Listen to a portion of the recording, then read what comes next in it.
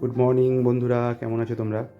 সকাল সকাল কাজ শুরু হয়ে গেছে। হ্যাঁ, আমি সকালবেলার দিকটাতে একটু সময় পাই, আবার বিকেলের পর থেকে সন্ধে রাত অবধি এই গাছগুলো করার জন্য একটু সময় পাবো। তো এই সময়টাকেই আমি এর পেছনে একটু লাগাবো। যাই হোক, দেখা যাক কতদূর কী চেষ্টা করে উঠতে পারি।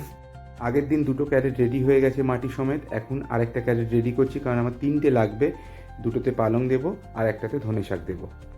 আমার মাটিটা যেখান থেকে নিয়ে এসি, মাটিটা খুব ভালো মাটি। আর তার সঙ্গে আমি একটুখানি সার মিশিয়ে নিচ্ছি, নিমখোল, ভার্মি কম্পোস্ট, যা যা মেশানোর সেগুলো মিশিয়ে নিচ্ছি, মিশিয়ে রেডি করে নিচ্ছি। রেডি করে আমি এই ক্যারেটটা আজকে রেডি হয়ে যাবে। বিকেলবেলা আমি যে বীজগুলো ভিজিয়ে রেখেছি, আগের দিন তোমাদের ভিডিওতে দেখালাম, সেইগুলোকে বিকেলবেলা এই মাটির মধ্যে আমি দেবো। ছাদ বাগান করতে নেমে যেটা বুঝতে পারলাম, সবথেকে কষ্ট হচ্ছে এই মাটি কেটে নিচ থেকে ওপরে নিয়ে আসা, আর তারপর তাকে আবার রেডি করা। এটা অনেকটাই কষ্টের কাজ, কিন্তু কষ্টের কাজ হলে তো থেমে থাকলে চলবে না, আমাকে করতেই হবে। কারণ একবার রেডি হয়ে গেলে জিনিসটা, তারপর থেকে আমার খুব একটা অসুবিধা হবে না, আমি যেটা বুঝতে পারছি। কারণ সবারই মনে হয় এটাই হয়, মাটিটা তোলাটাই খুব কষ্ট। আমার অনেক দিনেরই ইচ্ছে ছিল এই ছাদ বাগান করা। ছাদ বাগান বলতে মেনলি সবজি সবজি গাছ করব, সবজি তুলে খাবো, এগুলোর ইচ্ছা।